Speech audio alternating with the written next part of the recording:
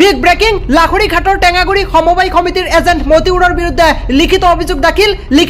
দাখিল কৰা হৈছে লাখুৰিঘাট সমজিলা আয়ুক্তলৈ সমজিলা আয়ুক্ত প্ৰাঞ্জল বৰুৱাৰ ওচৰত লিখিত অভিযোগ দাখিল কৰিছে ভুক্তভোগীয়ে উল্লেখ্য যে টেঙাগুৰি সমবায় সমিতিৰ অন্তৰ্গত জৰিবৰ গাঁৱৰ সুলভ মূল্যৰ দোকানী মতিউৰ ৰহমান আৰু তেওঁৰ পুত্ৰ আশাদ মদনীৰ বিৰুদ্ধে উত্থাপন হৈছিল কেইবাটাও গুৰুতৰ